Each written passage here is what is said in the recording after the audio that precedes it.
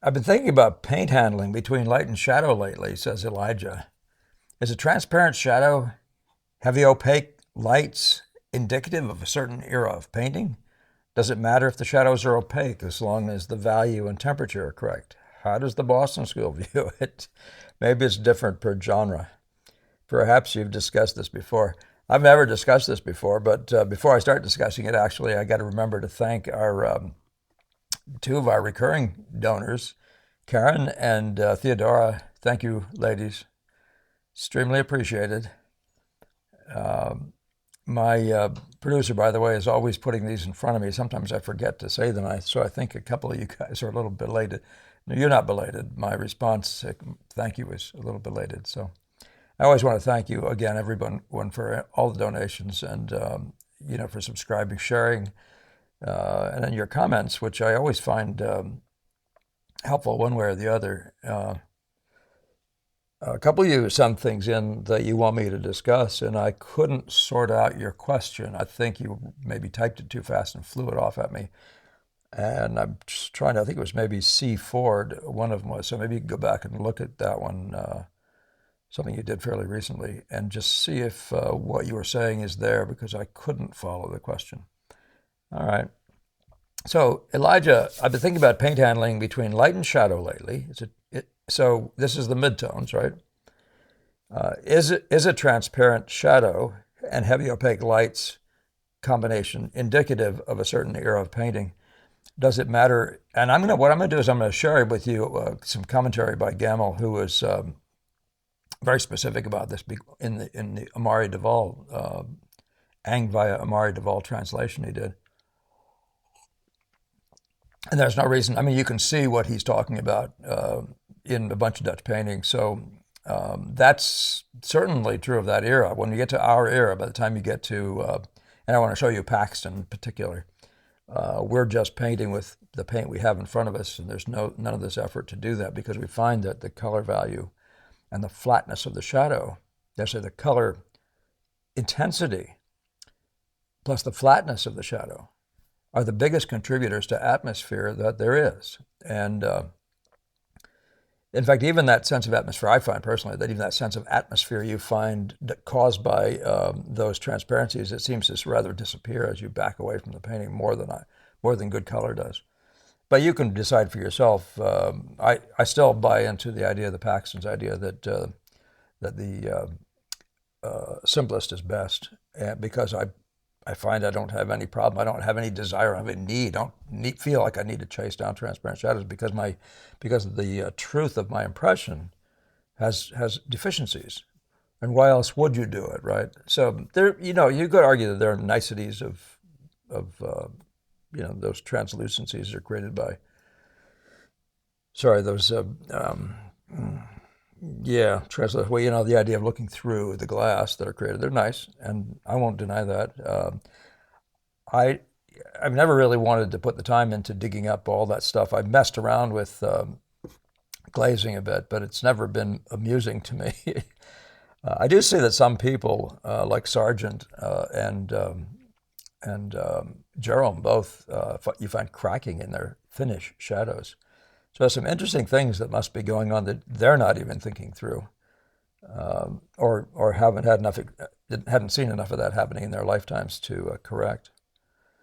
But how does the Boston School view it? As I'll talk about Paxton at least, and you know that I'm this guy that doesn't actually present him as the Boston School, but he is that fundamental thing that Gammel taught us via. Yeah, to say, in other words, we were really getting Paxton via Gammel. So, what I eventually evolved myself into, developed myself into, was a different approach, just trying to gain other efficiencies than the way we learned with Gammel, and that got me closer to the Boston School. So I always have to be careful not to say I'm Boston School, but I do separate. I mean, I say that I'm a person who's made efforts to paint a certain way, and I find myself closer and closer the more I know, the closer and closer to the Boston School. So, and I do know that the other way of working, the Paxton way of working, really is different. The method is different, so the thinking is different. So I don't like to attribute make too much of Paxton being the Boston school. So if you can see what I'm saying, I'm trying to tell you that what we learned from Gammel. And Gammel did talk to Maxfield Parrish about transparency. He tried to sort out some of the stuff about glazing and stuff for his own purposes because he liked what Maxfield Parrish was doing. But he seemed to have never adopted any of it that I can see. And then maybe it's different per genre. I've never found that to be the case, but I do think it's different per era, and that's what we're going to get in the quote coming up in a second. Perhaps you've discussed this before, says Elije. I don't know that I have. I've referred to it once or twice, but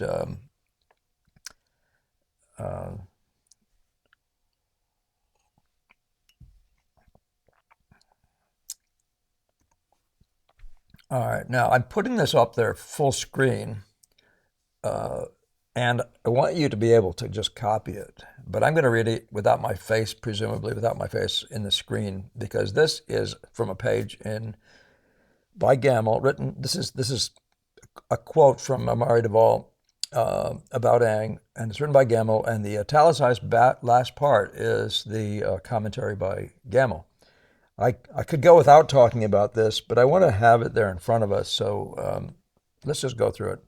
So Gammel says, speaking of Ang's technical methods, he, Amaury-Duval, writes, anything I put, by the way, in those square brackets means I put that in, okay? So Gammel doesn't say Amaury-Duval, the whole thing is taken for granted, that's he. He writes, painters understand that in David's school, shadows were painted with glazes of transparent pigment, so thin that in places the surface of the canvas itself shows through. Monsieur Ang had painted his first picture using this method, probably actuated by his teacher or by the very human inclination to do so as those about you are doing. Later on, a more careful examination of the masters in Rome and their methods led him to abandon this way of painting while he was in Italy. And I assume that means Raphael, by the way. There he conceived a hatred of transparent shadows so violent that he had his Prix de Rome picture brought from the École des Beaux-Arts to his Paris studio in order to repaint all the shadows in opaque pigment. And then he enjoined his pupils to make their shadows opaque. I'm going to show you that painting and come back to this quote. Let's see if it's my tracking device here is being a little retarded today, Mr. Producer. Mr. Producer was here for a while. If the lighting is good today, it's because he was helping me get it better. Anyway, this is it. This is the Prix de Rome picture, the Agamemnon picture. And so you can see that. One thing, by the way, people are assuming was if you paint reflected lights and stuff like that in the shadows, you're going to need to make it look plausible. You're going to need to use transparency, stuff. And I'm talking about, say, let's see, on the back of this leg. Oh, where is it? Actually, these aren't doing it too much. Well, the back of this leg over here, I suppose you could say. I'm going to put my laser beamer on here. All right, let's see if that helps. All right, so you see on the back of this leg over on the right here? Yeah, so you see all that hot shadow in over there. And so, there are people who believe that you can't hit that note without transparency. But you see, everything out here on a painting is just a color value. You can match color values all day long. You can match these, all of them. There's nothing about transparent paint that keeps you from matching a color value.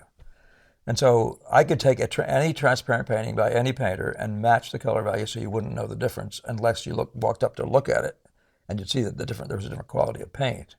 I would have a surface that is more uniform than those guys who paint really thick in the lights and thin in the darks. Let's go back to the quote.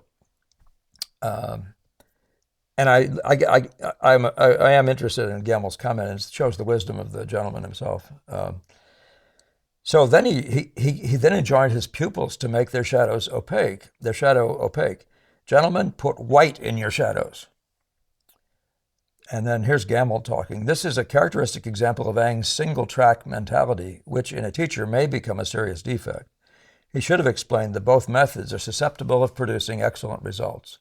And I like to say that just to have it in front of you. I'm not that guy either who wants to put you in one way or the other. I just have found that the simplest way is best. I find I have greater efficiencies, especially when it comes to color.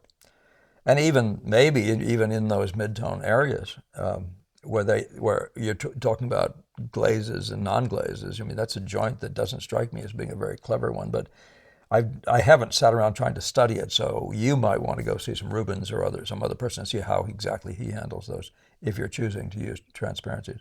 Transparent on one side and opaque paint on the other, or even thick and thin. He should have explained both methods are susceptible, says Gammel, of producing excellent results. Most of the great Italians made their shadows opaque, whereas many Flemish and Dutch masters, Rubens most notably, kept them transparent. We know that about Rembrandt as well. There are times when some of those are really a riot, some of the sheer thickness of that transparency. And note the one in the museum in Boston, I think it's Museum of Fine Arts, a little self-portrait, apparently. The two procedures create different effects. This should be pointed out to students and the advantages of each explained. But our tyrannical schoolmaster simply laid down a law to be obeyed. That's funny coming from Gammel, who many people thought to be tyrannical. That is funny. All right. So there's the Agamemnon. I'm going to show you some Angs. A couple other Angs that are painted later. When you look at a painting like this one, you'd say, what would have been the great benefit of the transparency? And I'm presuming that this doesn't have that transparent quality. But I'm talking about the beauty of a picture and the surface and all the rest of that stuff. I can't imagine why you would try to put transparencies into this painting. So this area, is that one you might be thinking you do it in? Or would you be doing it in the shadows here or here? But you can see the color relations are already doing all the work. You don't need anything else. Transparency, I don't want to make more of it than the reason you even talk to me is because I'm talking about transparency, but I personally have found that transparency is more overrated than possibly anything else in representational painting today. It's just simply important that you match this color note and keep your thickness of your paint not thick so it doesn't create textures, and you'll have as elegant a shadow, as truthful a shadow as by any other means. But I don't have any problem. I'm just like Gammel. I don't have any problem with people pursuing that stuff. I just found it to be tedious. So presumably this is another late study. Presumably this is another example of his. It's a study. Would he have done that in a study? So I mean, some people can argue that he might not have. I think I see Rubens using elements of transparency in studies, but I'm just showing you the image so you can have a look at other ones, and you should look at these for yourself. There's a really high resolution one of these online. You can go look at them closely. I've never found so far. I've still never found that you can actually get even close to what you can out of these images in the internet. Anything close to what you can get when you're doing seeing the thing in person, and you can get it so fast. You just in a blink you got what he did. Now, this is a Paxton, and I'm talking about Paxton because this is of the classic sort of thing that you might be saying, well, what we did, right? This is how Paxton painted. I don't think there's a single spot in this. I know there's no spot in this painting where he was glazing. There are places where there's broken color. But there are places where you would be expecting perhaps to have some more a sense of atmosphere. Places in the shadows, even this whole entire place. But to the degree that these color notes are right, you will have the atmosphere, this over and through here in the shadows here. There's no reason to go into transparency. You'll find this, if anybody goes to see this at the MFA, you'll find this to be one of the most stunning pieces of painting of the figure, what shall we say, in a genre setting, that you'll ever see. So I'm just saying it so you've heard it. This is my argument. What we did with Paxton, with Gammel, was we painted opaquely over the whole canvas, a la Ang, the later Ang, as opposed to David. I've copied this, by the way. I didn't copy that. I've copied this painting, and it's the same thing. I saw no reason to suddenly switch to transparent painting to do in glazes or anything like that. Same with this one. I did a full-scale copy. I never even thought for a minute that my look wasn't the same as Paxton's. And I did approach this painting in terms of the lay-in, the way the other Boston School guys did, which I don't think Paxton did, but I wound up with exactly the same results in terms of the finish because this was a hired commission to copy that painting. So this is the kind of area where he would have had complete transparency, or in here or wherever you see shadows, there would have been transparencies. But you can see looking at this image right here that this looks transparent. And so what I mean to say, it's just the colors and the values being at the right in the right time. Mostly what people miss in terms of making a transparent look is the intensity of the color. And I've never limited myself to which color I should use in there. Sometimes I use orange, which is more or less transparent, and sometimes I use alizarin for the red, which is significantly more transparent, and so on. I find that I just don't even think about it, and I don't get anything except the look of nature in front of me.